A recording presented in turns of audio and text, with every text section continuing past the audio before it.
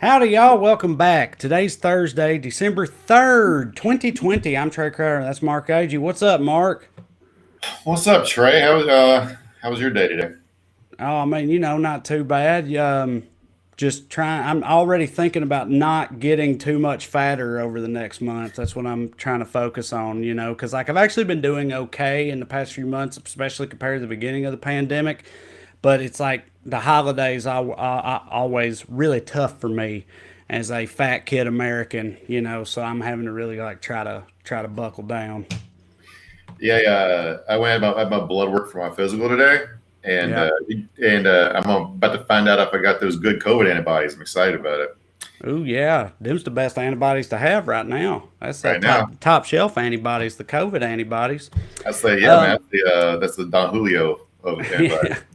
All right. Well, with that said, let's do the damn thing. As always, we've got producer Matt with us on the ones and twos, and this here is Evening Skews. We got a great show for y'all tonight. We're going to spend a fair amount of time doing our level best to adequately express to you all the degree of ludicrous, hilarious self parody that the Trump legal team aspires to each and every day in their search for justice where the election results are concerned. I don't know that we'll pull it off. It's a Herculean task, but we'll do the best we can. Also, depending on time, we got some vaccine updates. We're going to talk about the future of cinema in this great country. And a little bit later, we're going to talk with JD Scholten, Iowa's own former minor league ball player and would-be congressman. He took on noted Nazi lunatic Steve King in the 2018 election and took it down to the very wire before ultimately losing. He re-entered the race in 2020, and the man who beat Steve King in the Republican primary, Randy Feenstra, ultimately was victorious. But at any rate, J.D. Scholten knows as much as there is to know about fighting the liberal fight in middle America. So that's going to be a good conversation. I can't wait for that. But with all that said, as always, we begin with the Daily Dumbass. Producer Matt, get that graphic for us.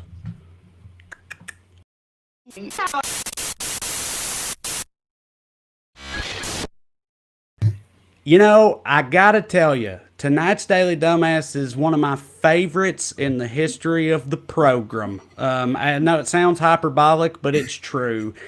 She needs no introduction. You guys know her. You love her. Overnight sensation. The one and only drunk Michigan courtroom election fraud lady. That's right. Melissa Carone, or maybe Caroni. Who's to say? Probably not even her. But I'm sure you've all seen or heard about this illustrious woman by this point. And this is one of those things, like with a lot of these people, there's almost nothing I can say as a comedian that would be funnier than the reality of the thing itself. So with that in mind, Matt, let's just play some footage of Miss Carone, please.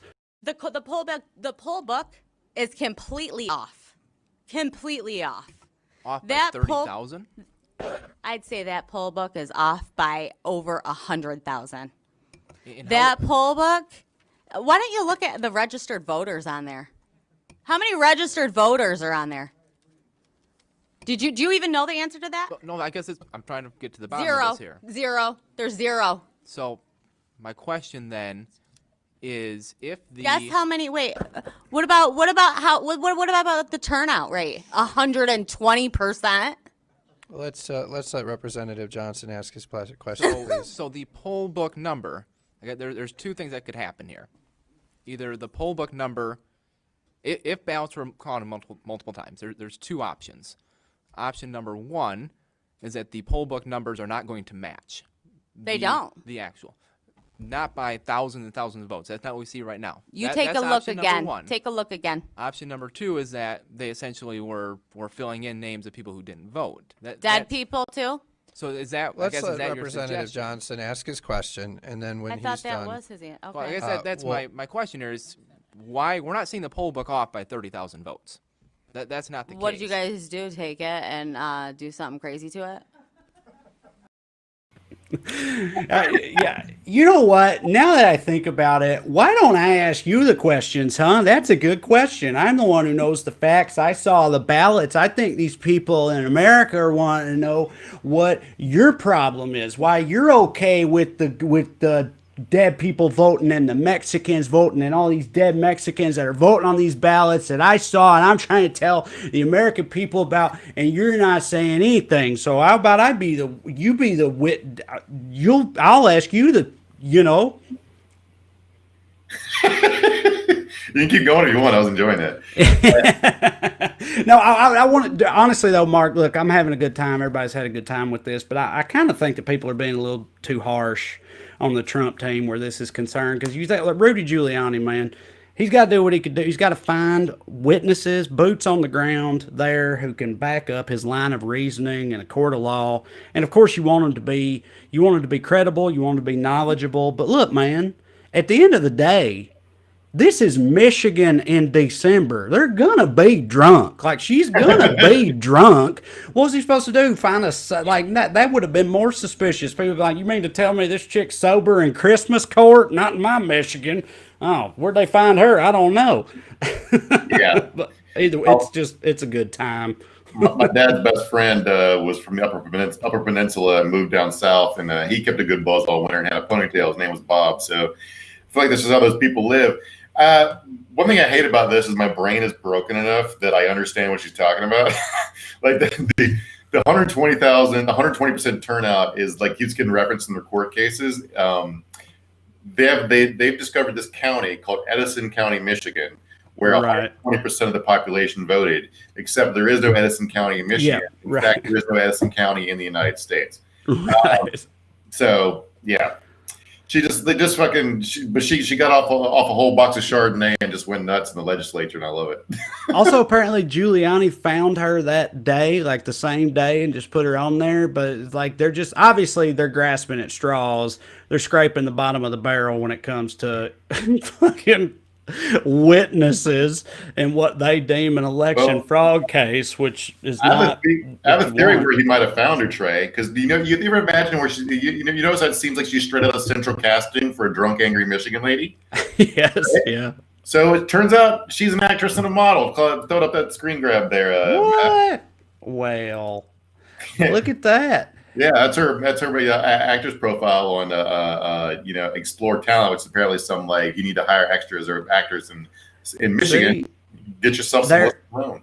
They're learning, man. They're learning on the right. They're taking a page out of our playbook, obviously. When there's a crisis, you need crisis actors. If you're going to have a hoax, right, you can't have a major crisis without some crisis actors. So, they're finally learning. Do what we do. We're going to fake a shooting. We go and get some Disney Channel wannabes and throw them out there. And that's how you do it. And now they're doing it, what's good for the goose is good for the gander, I guess. We apparently, according to those conspiracy theories, fuck up and use the same people over and over again. Because I find two people in their shooting videos who look remote similar and say it's the same. Like they made a career of SAG card. So it obviously we're joking completely about everything we just said, but dude, how wild and hilarious would it be if this exact same lady turned up in some other like Trump conspiracy thing in March when he's trying to stay out of jail or whatever, and they bring a witness out and it's this lady? That'd be some wild shit, man. I want to do a whole a whole like legislative hearing where she's every witness in different fat suits and outfits like the clumps. Yeah, but you know what? Obviously she's drawn some criticism, but she's not without her fans. She went over very well in some places, namely Parler. Mm-hmm. Matt, you throw up some of those Parler takes. Look here. We got, is this chick pretty cute or is it just me?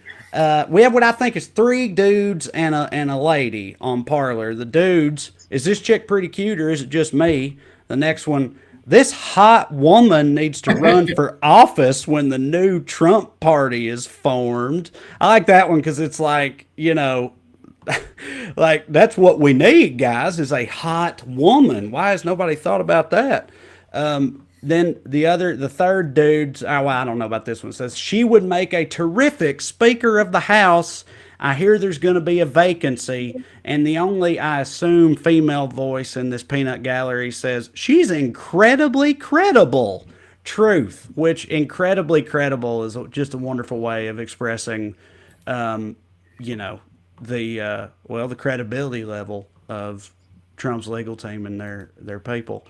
But it just goes to show you, Mark, it's whatever melts your butter. You know, everybody can find their lane, they can find their people, and do well with it. Yeah, I mean, there is going to be a speaker vacancy once Nancy Pelosi goes to Gitmo, so that's going to happen definitely. Yeah, we have a lot to look forward to. I don't know if y'all noticed it when we were watching, and we don't have like the screen grab of this, but it did happen. In that clip we showed of the drunk lady, at one point Rudy Giuliani clearly like reaches over to her to sort of like rein her in. And dude, if that motherfucker is reining you in these particular proceedings, you are off the rails, because we've already talked about him leaking poop out of his face. It's not the only part of him that leaks. Yeah, you might think this is the most ridiculous thing to come out of the Michigan courtroom. You'd be wrong, because we have a co-daily dumbass tonight, and it is none other than Rudy Giuliani's butthole, the first daily dumbass we've had that is an actual ass. I'm very thrilled to say we got our first literal ass, Rudy Giuliani's butthole. Matt, play that first one. The answer. Point of order. The answer that I gave you is they didn't bother to interview a single witness. Just like you, they don't want to know the truth. Well, you probably know the I am I mean, first of all, who among us is not known an uncooperative butthole? So Of course. I feel for him a little bit, but like, I cannot emphasize enough that this is not edited. We did not put that noise in. Yeah, and I want you to pay special attention to Jenna Ellis's face, right, when we're watching again right here, because she definitely heard it. Hit it, Matt.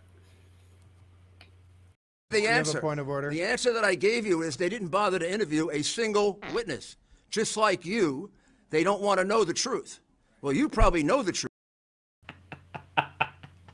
It kills me. I mean, I'm a sucker for any kind of fart humor, but my God, this like, what is going through? Like, you know what I mean? You're already in this position that, to me, it feels like if you have a working, sane brain, I feel like you'd spend all day thinking, what am I doing here with this man? And, you know, trying to accomplish this absurd task.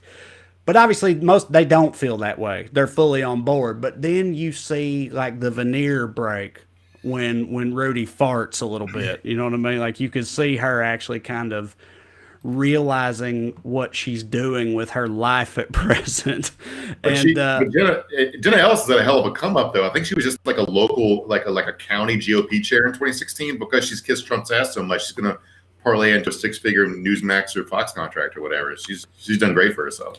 So Mark said, and I agree with it. If you didn't say it, I was going to say it. Look, who among us, right, has let one slip in a court proceeding in particular, or just any particularly embarrassing situation, right? Uh-huh. You know, you should not throw turds if you live in a fart house, right? And I get that, okay? But here's the thing. That ain't the only time he farted in this very high-profile, super high-stakes, presidential level court proceeding. I swear it's true. Matt, play the second one. What was the last part? That last part is not. You're attempting to seek a pardon, so why is this not part of that? I will ask that he be disciplined for that. First of all. Hold on. What was the last part? That last part is not. You're attempting to seek a pardon, so why is this not part of that? I will ask that he be disciplined for that. First. Producer Matt doing us the service of slowing it down, replaying it, just to make sure that none of you patriots out there could miss the second under the radar fart that did happen. You're seeing here on the Skews. Matt had to Bruder film that fart, and we appreciate it. that one always snuck by under the radar. Another funny thing about this hearing is that the rules generally, you have witnesses have to be sworn in, but the Michigan Republicans intentionally, because Democrats tried to raise this objection, they did not swear Rudy Giuliani in, so he was free to lie without being illegal. And so you'll be pleased to know that fart was not technically on the record. So, well, Well, farts never lie, Mark. You know, like they keep it real. All right, so we had those written down for the Daily Dumbass, but honestly, the whole segment could be classified under that heading because there's so much more that comes out of this. Just Giuliani and his it's extremely courtroom silly. maladies. But what they're in Michigan doing is trying to overturn the will of the voters, right? It's because they're doing something stupidly late. So all these lawsuits they're filing. The city of Detroit today. So here's your Kraken update. We'll loosely call it that. So the city of Detroit followed their response to the Sidney Powell's latest lawsuit, and basically was just like shrugged at it and made fun of it because they don't know what else to do at this point. You throw up that screen grab. Few lawsuits breathe more lies than this one. The allegations are little more than the fevered rantings of conspiracy theorists built on the work of other conspiracy theorists, which is the point here. This is like a game of telephone where the first thing someone said was a conspiracy theory. So like what's coming out the back end of it is a bunch of fucking nonsense. And so you end up like they're just scrambling, trying to make sense of all this. And one that really made me laugh is Fox News 2 nights ago had this is a guy who's gone viral on the right. He's a mailman who says he helped deliver 100,000 ballots, right? He's become a viral star. And so he's been going around doing the Fox News circuit. You need to see what this guy looks like for a second for those of you who are watching the stream. It's Jesse Morgan, the guy on our left, screen right, in the hat. Yes, and if you're not watching the stream, if you're listening to the audio version, he's sort of like and the guy who tweeted this made a similar joke under it, but he's like if Turtle from Entourage was had just got thrown through a table while tailgating for the Buffalo Bills. Yeah, he's like drunken Midwestern Upper New York, take your pick version of Turtle from Entourage is what this dude looks like, and he is the second of two key witnesses apparently in Trump's defense. The first being, of course, drunk lady from earlier, Miss Carone. So anyway, the Daily Beast dug in this dude's background, and it turns out it's not his first time on television. He's been on the Travel Channel before because he is, and this is true, a ghost hunter. All right. Yes. Right. That's like if any of y'all were thinking, if any of y'all were thinking that it's unfair to just like look at this guy who's a witness and make fun of him because how he looks, like look at him, that ain't no witness. Like we would have done that anyway. But yeah, just so you know, he's a literal ghost hunter. From way back, so it's not just how he looks. Although, Mark, I pointed out to you in the outline, you wrote in there that he's been hunting ghosts for a while. From what I saw, according to this man, he actually prefers the term shadow person. He doesn't say it's not a ghost that's been haunting his family for generations. It's a shadow person. So the nuance there is important, I think, but we should pay him that respect. You might be thinking like, oh, ghost hunting. A lot of people believe in ghosts, and ghost hunting maybe it's an excuse to get together with your friends and go check out some basements. But he's not just like ghost hunting. He's not in it for the fun of it. He moved cross country to escape a ghost that was living in his basement haunting his family. This guy fled across state lines from a ghost, which is weird because can't ghosts move too? Because the ghosts not know how to get in the moving truck. I don't know how ghosts work. No, I think they're tied to wherever like their trauma or their unfinished business is. So like if this is the ghost of his great-great-grandfather's maid who the great-great-grandfather, murdered in cold blood, I think she would be tied to the family estate, although this man doesn't seem like the family estate type of dude, but you know what I'm saying. I think that's how, I don't know the ins and outs of ghosts specifically, but yeah, I'm not sure that the ghost can follow you across the country. I think it's a debated point in the ghost hunting community. But so this guy, make sure I get this right, Mark. This dude, like you said, USPS worker, drives a mail truck, like one of the bigger mail trucks, I guess. And according to him, he drove without knowing he was doing it. Like he thought he was just driving a regular shipment. And according to him, he found out later that he had driven 30,000 fraudulent ballots from New York to Pennsylvania to help tip the balance in Pennsylvania, is what he says happened. I don't know, man. I can't. Right. I mean, yes. Why does it even matter when he's also talking about shadow people haunting his aunt and stuff? I mean, for sure. But I just wanted to be fair. I mean, like, look, let's take him at his word. Like, why would a guy who believes in ghosts be against dead people voting? They should have a That did not even occur to me, and that is hilarious. You're Well, right. This guy should be the last representation. person upset about dead people voting. Yeah. This guy knows ghosts. He's got friends that are ghosts. Yeah. Man, he's If I just got- really turning his back on them, man. That's not cool. If I got 4 people and 3 ghosts in my house, we should get 7 votes. Oh, man. You really did it with that one. That was good. Well, glad that hit for you, Trey. It So did. but the thing about this is like you think, okay, well, they're lying, just trying to win. They don't believe their own bullshit. Except that the problem is some of these people are so high on their own supply, they're fucking up their own lives. For example, all the voter fraud they've been catching is Republicans trying to do voter fraud back because they convinced themselves it's really easy to get away with, and that's how Democrats do it. And they're all up in jail. So this one dude, this Florida lawyer, is currently under investigation.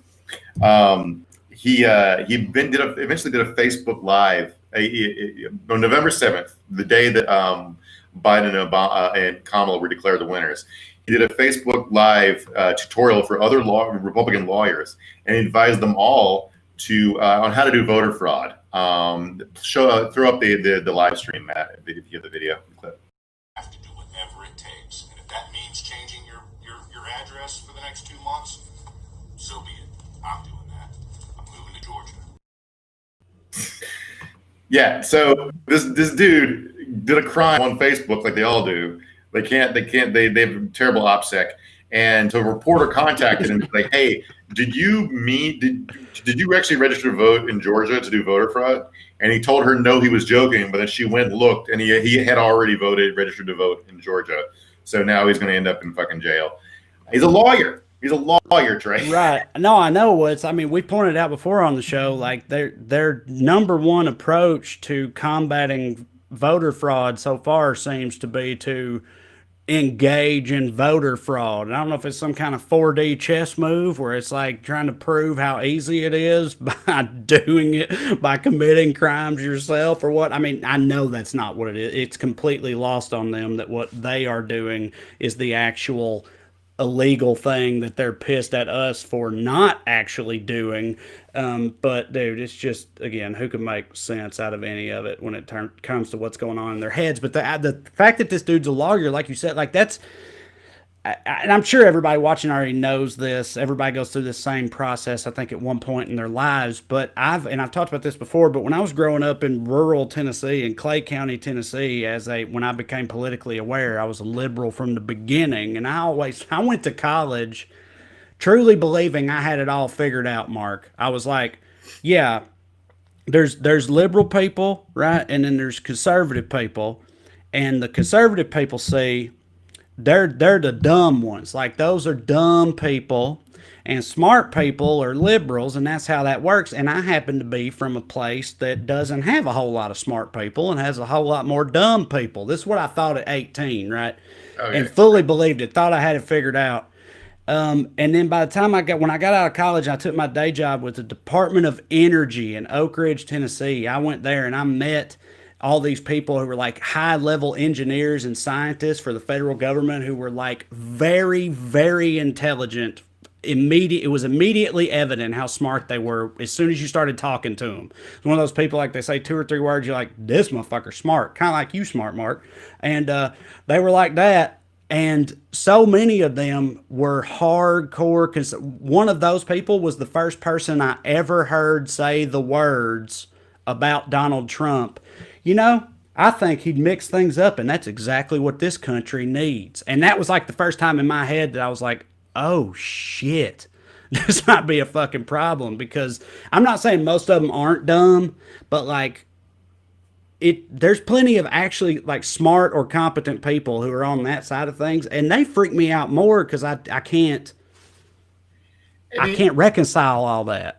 I'm not sure. I mean, like the only theory I've seen that makes any sort of sense for what's happened to baby boomers is all the lead that was on all their toys and their gas sort of came home to roost.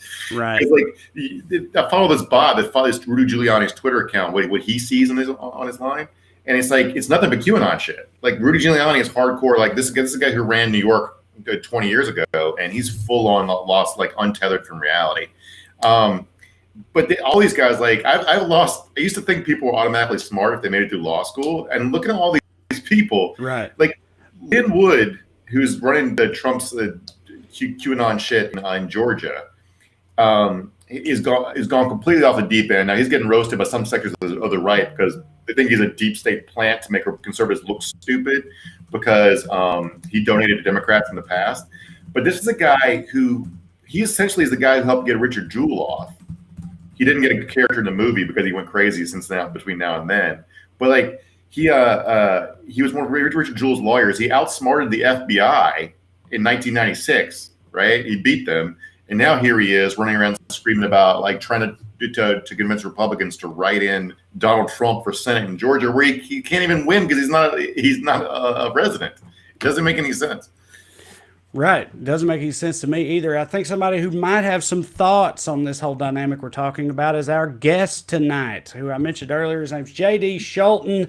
He's an American paralegal, politician, and retired professional baseball player from the state of Iowa. He was the Democratic nominee for Iowa's 4th Congressional District, where Steve King is infamous from, in the 2018 and 2020 elections. This guy's head-to-toe legit. Talks the talk and walks the walk, man. Goes around the entire state of Iowa in a Winnebago with his slogan on the side of it, just doing it for real. Everybody give it up for JD Scholten. Hey. Hey, how are you guys doing this evening? Doing good, man. Thanks for joining us. So, yeah, thanks for having me. I guess let's just start, since that's what we were just talking about, this idea of the despair, how it shakes out with people being intelligence or competency not necessarily being tied to what someone believes, right? You've been on boots on the ground in Iowa for years talking to people, and you see any kind of trends with that sort of thing, or you get all kinds who believe all things? You know, there's a story of we were at this event and one of my supporters brought in his neighbor and he's like, hey, you should really talk to this guy. He's kind of an independent guy, and so you might want to vote or try to get him to vote for you. And so start talking with him, and everything was fine. And then all of a sudden, he just went down this rabbit hole. It started with chemtrails, then it went another direction, and it just, we were just on 2 different planets. And that's what the reality is we're seeing a lot of, depending on where you get your news from, it's just 2 different Americas, and the misinformation and disinformation that's out there is something that is just jarring, because like if you come at it from where their perspective, often I think they feel like, I don't know, maybe I would view things the same way, but it's so drastically different than the reality and world I live in. Right. Well, I mean, Obama said in a recent interview, he's on his big, promoting his book tour. He's giving a lot of interviews. And one of those he was talking about is having an epistemological problem in this country where it comes to exactly what you were just saying, like people just who believe things that have no basis in reality whatsoever, but they believe them firmly and you can't talk them off of it at all. And I mean, you just say you have firsthand experience with that. But like, what did you literally do when you were out there on the campaign trail and you ran into that type of thing? Did you try to get around it, change the subject? Or, I mean, do you just like walk away from that person when you realize that they're that far gone down one of those rabbit holes like that? Well, I mean, it's tough to being a Democrat in this district. There's 70,000 more registered Republicans than there are even Democrats in the district. And so any conversation I started with, I just played the odds and assumed they weren't a Democrat. And so I always tried to talk issues first or values for something, like try to find something that we can connect on. And the best person who I ever could have really connected with was my neighbor, who he caucused for Trump, had in 2016, has a truck the size of Texas and 5 AR-15s. And people would say, oh, you wouldn't connect or have too much in common. The reality is we have far more in common than we don't. And that is what's getting missed. But yet, when he goes down a certain path, we are completely gone and not even talking about the same thing. And so I think there's just, for me, I'm still optimistic. I'm hopeful, but I think you see things like across the areas, and I'm really focused on a lot on trying to move the Democratic Party in the rural communities and be that bridge. And so for me, what I'm seeing and things like that, I struggle with us getting hurt on working class issues and us being, I'm a populist at the end of the day, and that's what the roots of the party in the Midwest used to be, and I'm sure it was in the South. And you see kind of the fake populism on the other side. I mean, whoever thought a billionaire from New York could out-populize the Democratic Party? Dude, I know. I went, fucking whatever.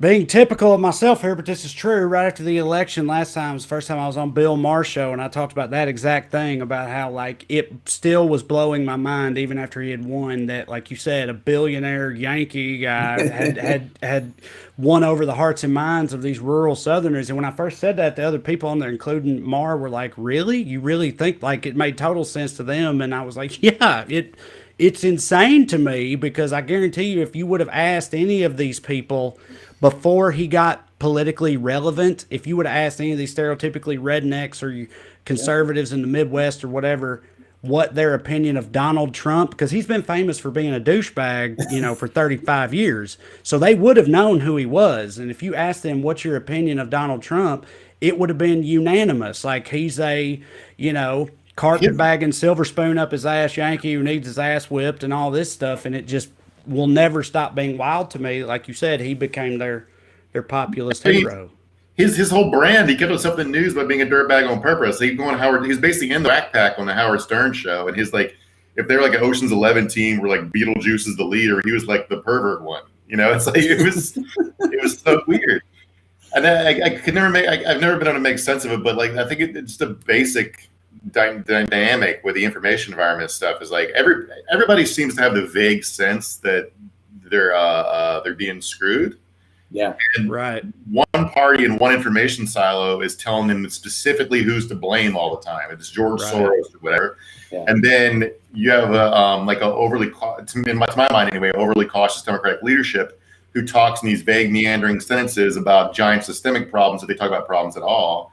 And when it's just like, no, pick somebody to be the bad guy. Rupert Murdoch. Let's take Rupert Murdoch's money or whoever. What the solution is. But I was listening to something earlier today that talked about like the vaccine and how it's going to get distributed just sets up for conspiracy theories. Yeah. And so I'm really worried about that. It's because that's all going to happen in the first 100 days and with the Biden presidency and all that. And so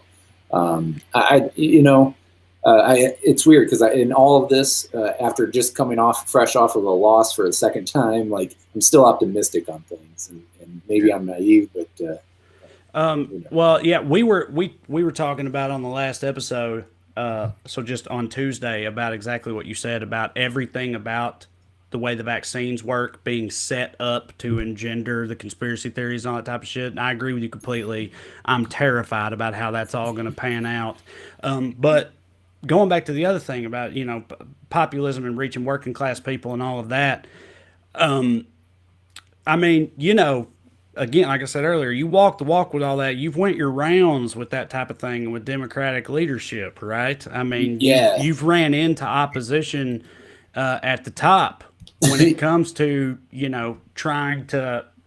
It seems like they don't take it well when you try to imply that they're not going about things the right way, and by them I mean the Democratic leadership when it comes to reaching our people, for lack of a better phrase. Can you just talk about that for a little bit? Yeah, so there's two type of things. First, when I launched, like nobody asked me to run. I started from absolute scratch. I've never ran for anything before. I was literally just so frustrated with things and like, well, I either need to put up or shut up, and I decided to run.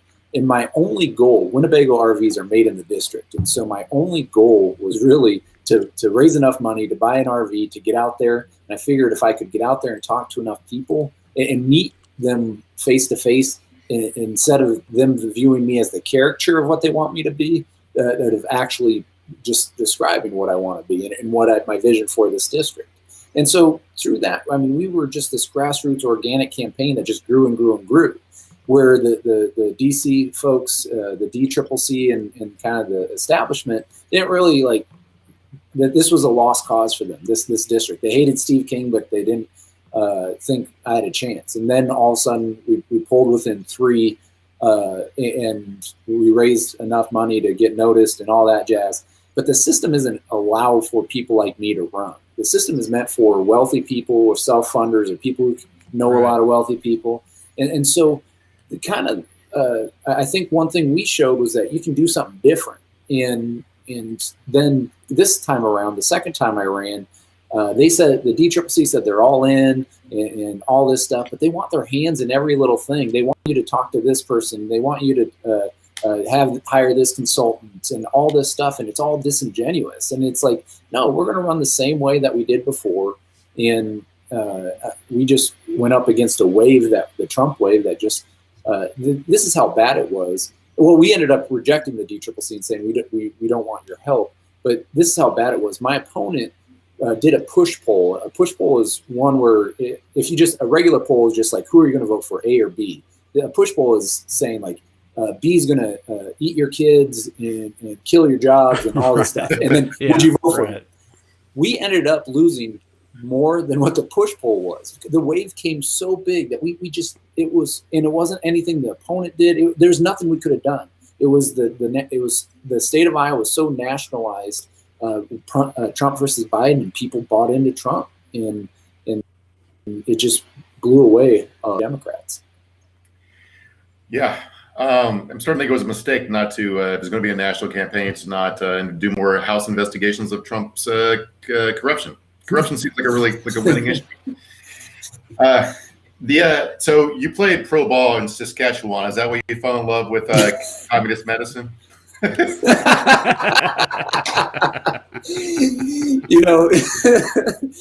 Shout out to the Saskatoon Legends, who only lasted a half a season. I actually played a lot. I played in Moose Jaw. I played in Saskatoon. I was blessed to play all over. I actually played in Cuba as well. It was a visiting. It was 10 days of exhibition games. I played against their top players. Yosmani Tomas, who plays in the big leagues, played against him before he defected. Wasn't supposed to pitch that day, but ended up giving up a hard single after a night of maybe a rum or two. And it was great. And I got to play in Europe too. So I've really, I was blessed with baseball. Geographically, it took me a lot more places than the actual levels. Right. So you after Steve King in 2020, you thought about running for Senate. That's right. You considered it? It was, I was considering it. All of this is a weird world. Politics is a weird world. And I was just looking at my options, but ultimately I decided, I couldn't run for Senate and watch Steve King walk and get reelected. And so that was ultimately my decision. Yeah, he's a failed Confederate general guy. I just read that this is in the newspaper. If you don't want to talk about it, we don't have to. But so when you were considering it, Chuck Schumer's people tried to talk you out of running for Senate, right? They wanted to, what's her name said. Once they got behind a candidate, they wanted to try to clear the field. Ultimately, that wasn't my decision. That didn't affect my decision really. I was only asking because there was this line you said in the article I read. It was don't believe in trickle down economics or trickle down politics. Right. Every once in a while I come up with something decent. Yeah, no, that's a good line. I mean, it's just theoretically possible that maybe Iowa better than Chuck Schumer, but I'm no expert. Right. I did because I did the way they mentioned stuff. So I did. Whatever's going on with the stimulus bill in Washington, I don't know what they're up to. It seems like that Pelosi's trying to cut a deal for half, which she could have got 3 months ago. I don't know why they're giving up now when they have a potential for a unified government after January 5th. But who knows? Maybe they'll be able to pass more and it's just a stopgap. But I searched Pelosi on Twitter to see what people are saying about her, and the most things people are talking about, I had no idea where this talking point. But Republicans are running around saying that Democrats are focused on legalizing pot instead of passing a COVID relief bill. I don't know how much that's based in truth, but I do know there's no official messaging pushback because nothing else was out there. And then I saw this Ilhan Omar tweet from today, because the bill that McConnell wants to pass, one of the main things it does to help restaurants is bring back expense account lunches, right? You can get it right off. And so that's pretty much a layup here. That's so corporate, though. I mean, that's so corporate. So Omar's like, many can't afford to have lunch and are lining up to pick up food donations, and Republicans are worried about free martini lunch deductions. I was like, okay, why isn't everybody screaming that? Why isn't everybody screaming that? I don't understand why they can't get behind things sort of organized sort of resistance to like how things are framed. It drives me nuts. Well, yeah, you're preaching to the choir here. What's frustrating is what you mentioned about legalizing marijuana. A lot of conservative places have actually just passed that. I think it was Montana too, South Dakota. Yeah. And so, but this is the point. You look at what McConnell is. I mean, there's so much material there. Why aren't we hammering on that with the fact that, he's trying to get legal liability for corporations. Here in Iowa, we had Tyson Foods in Waterloo. Their managers were placing bets on how many people would get COVID. They lied to the translators and then said, "Oh, this is really not a big deal." And it's nuts. And they're so corporate heavy. That's why, how does the populist message not work? Okay, well, I mean, you're asking the same question, so it's unfair of me to even do this to you. But I'm saying, you having been on the inside and done the damn thing, I mean, why isn't it the layup that Mark, pointed out that it should? Because it feels like it should be. Why it's insane to me that, especially in the times we live in, that the Democratic Party has just so firmly lost the official position of the party of working people, right? Or why? Why isn't it as simple as that? Here's an example from one of the biggest things I've known for, other than running against Steve King, on my platform, was standing up against monopolies, especially in agriculture. And really enforcing our antitrust laws. To me, it's a no-brainer. I've gone and talked to farmers who will never vote for me and ones who will always vote for me and everywhere in between. And when I talk to them, I bring up the same things about monopolies, and they're like, "You're exactly right." And not one of them has even challenged me or said, "Oh, no, you don't understand it." And yet I'm the only person. Mother Jones wrote an article saying he's the only candidate in America talking about this, or talking about the Stockyards and Packers Act of 1921. Now that gets a little into the weeds, but the reality is, how in Iowa, how is no other candidate talking about this? And the reality is that there's a consultant class in the Democratic Party that, example, the DCCC says, "Hey, you should hire these consultants." These consultants, I mean, they might have worked in Iowa before, but they don't know Iowa issues. They don't know how important the local newspaper, the local radio, and all these things. And we keep on hiring these same people who claim to know Iowa, but they get blown out of the water. And so, I mean, I understand that I've lost twice, so I don't have all the answers, but I see clearly where the party's going and where it's leaving people behind and groups behind, and a populist message in the United States right now. There's places that are doing phenomenal. Don't get me wrong. And so when Trump talks about Wall Street and all this stuff, there are some people who are doing really well, but the majority of the people are not. And I want those people. And so what I like to call the Dollar General Coalition, I don't know where it is about where you all are at, but here, Dollar General's taking over all these small towns, and they're undercutting the local grocer. And then you also go into the major cities, and in the poorer areas, there's Dollar Generals there. I want to build the Dollar General Coalition. That's my goal. I mean, the dollar stores, I think they're fastest growing businesses in America, I think, or they open the most locations. It's pretty crazy, especially because they're not even, if you guys never shop in a dollar store, they're not cheaper. What they do is they sell weird amounts of stuff. So you go in there, you get a third of a gallon of milk for the price of a half gallon, right? And so it's not even, it doesn't help it. It's like a payday loan place for food. And it's unhealthy. They don't sell fresh meat, fresh produce. Right. And so like it drives me so insane that like, well, and the thing is, if you want to relate it to the Georgia race, David Perdue, the guy running for Senate, he was the CEO for Dollar General when they had their big expansion. And I believe there's more Dollar Generals in America than Walmart and Starbucks combined. That's oh god, it's so weird. I just think about like the going by the Iowa meatpacking plant thing where they were taking bets. Like I'm thinking about how differently if the shoe was on their foot. Like if the Republicans controlled the House and the politics was the opposite, there'd be hearing. I know that hasn't been proven yet. It's just an accusation or a lawsuit, but they would be doing hearings about it nonstop, framing it as why Democrats are to blame for why you don't have COVID relief. Right. They're trying to get corporate liability protection so your boss can kill you. and they're not only that, but they're going to bet on it. And here they're trying to give them business deductions instead of helping you. Speaking of betting on it, not that we're odds makers here, but you were talking earlier about your race has got hit by this Trump wave, nothing anybody could do.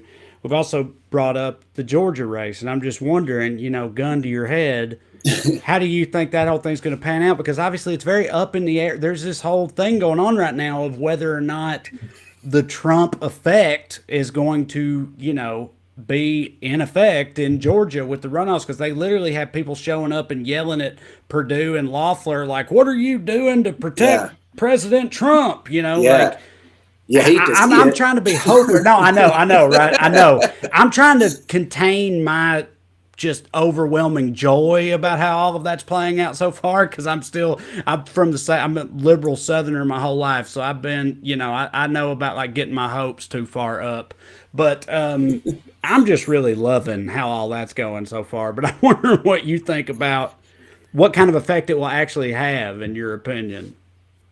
I mean, to see Fox News get turned as like, you see those chants of Fox News sucked, and then like, I can only imagine just like the caricature of seeing these alt-right folks along with like the whole liberal side, just like, yeah, we agree.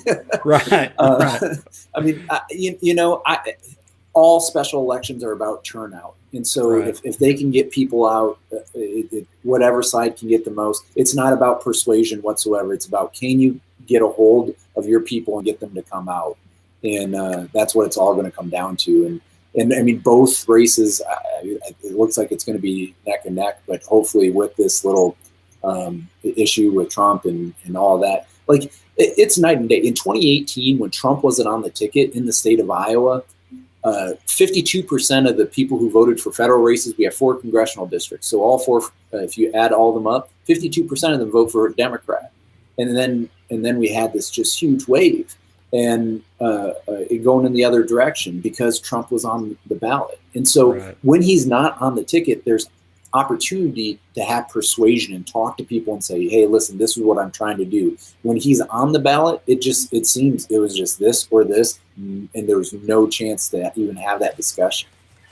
I'm thinking about your chemtrails guy, and I really think like because this is going to be like 30% of people by 5 years. You got to have like concrete ways to reach them. I think what you do is you go like, well, if chemtrails are going to make you sick, what you need is Medicare for all. Right. There you go. Outside the box. Or maybe I should have just bought one of those planes that spell stuff in the sky and just have my opponent's name. Yeah. Steve King did chemtrails. That's funny. All right. Well, listen, JD, thank you so much for joining us. I want to give you, if there's anything you want to put on people's radar, anything they should check out, if you were a comedian, plug your shows, but the equivalent of what you got going on, if you want to let people know what to check out, please go ahead. I just finished an election. I'm literally trying to figure out what I'm going to do next. It's one of those things, and especially it's weird in COVID. Usually you would take like a vacation or something to get your mind at ease. I'm at home. I live by myself. Like my world is really weird right now. So I guess the only thing that I would like to plug is if you're in Georgia, go out to vote. It's the difference. It's literally the difference between just stalemate, the Senate not doing anything, and everybody else trying to wait on them, and getting things done for the next 2 years, or just getting some things done. Absolutely. I saw today they passed 1 million requested mail-in ballots, which they only had 5 million total votes in the presidential elections. That seems like a big number to me.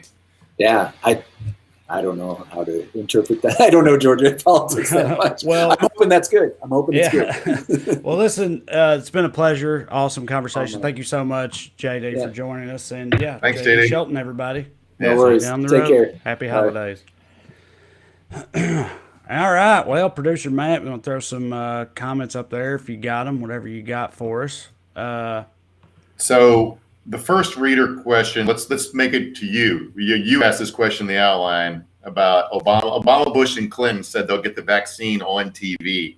Yeah. So, and you asked, do you think that will matter to anyone? What do you think about that? No. Well, actually, you know what? No.